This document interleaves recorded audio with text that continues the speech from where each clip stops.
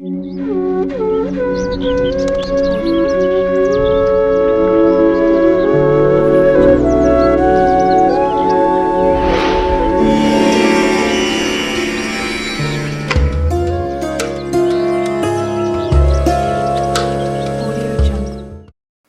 ఏళ్లుగా అనాదిగా వస్తున్న సంక్రాంతి నాడు ప్రజలు చిన్న చిన్న పనులు చేయడం వల్ల ఐశ్వర్యం వారికి కలుగుతుంది. అలాగే లక్ష్మీదేవి కటాక్షం లభిస్తుంది. మకర సంక్రాంతి అంటే మకర రాశిలోకి సూర్యుడు ప్రవేశించడం చాలా ప్రత్యేకమైంది.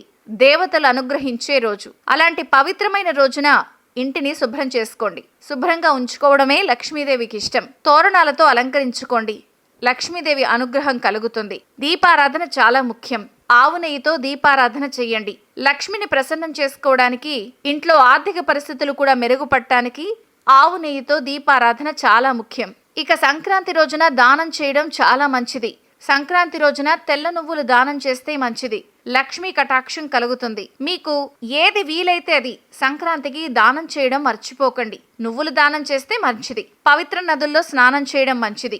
పాపాలు తొలగిపోతాయి.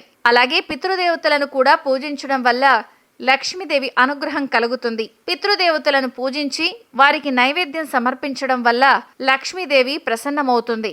ఆ రోజున ఓం హ్రీం హ్రీం శ్రీ సూర్య సహస్ర కిరణాయ నమః అనే మంత్రాన్ని జపిస్తే శుభ పరిణామాలు జరుగుతాయి.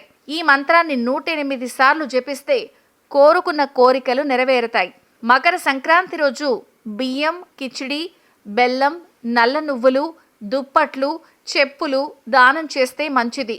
సూర్యుడు, శని, బుధుడు, గురుడు, చంద్రుడు, రాహువుల దోషాలు తొలగిపోతాయి.